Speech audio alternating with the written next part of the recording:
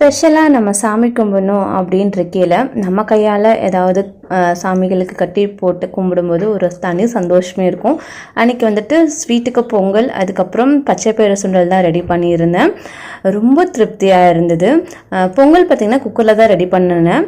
அதுக்கு 2 டம்ளர் பச்சரிசி, அதுக்கு பார்த்திங்கன்னா 1 டம்ளர் அளவுக்கு பாசிப்பருப்பு 2 டைம் நல்லா வாஷ் பண்ணிவிட்டு அரை மணி நேரம் கிட்ட ஊற வச்சுட்டு, பச்சை பயிறு சுண்டலுக்கும் சுண்டலை ஊற வச்சு குக்கரில் தான் விசில் விட்டு ரெடி பண்ணலாம் அப்படின்ட்டு இருந்தேன். பச்சை பயிறு இதான் ஃபஸ்ட் டைம் குக்கரில் ரெடி பண்ணுறேன். சரி எப்படி வருதுன்னு தெரியல, ஒரு டவுட்லேயே தான் ரெடி பண்ண ஆரம்பித்தேன். பொங்கலுக்கு அரிசி ஊறிச்சு, அது கூட கொஞ்சமாக உப்பு போட்டு 1 டம்ளர் அளவுக்கு 3 பங்கு அளவு தண்ணி ஊற்றி 4 விசில் பக்கம் விட்டு ஆஃப் பண்ணிட்டேன். அச்சு வெலை இருந்தது அப்படின்ட்டு மொத்தமாக 3 டம்ளர் அளவு இருக்கும் அரிசி பருப்பெல்லாம் சரி. ஸோ அதுக்கு 3 டம்ளர் அளவுக்கு வெல்லம், அதுக்கு 1 டம்ளர் அளவுக்கு தண்ணி ஊற்றி கரைச்சி எடுத்துக்கிட்டேன். பொங்கல் கூட மிக்ஸ் பண்ணிவிட்டு 4 ஏலக்காய் தட்டி ஆட் பண்ணிவிட்டு முந்திரி திராட்சை இதெல்லாம் நெய்யில் வறுத்து ஆட் பண்ணால் அவ்வளோ அருமையாக பொங்கல் ரெடி ஆகும். ட்ரை பண்ணி பாருங்கள்.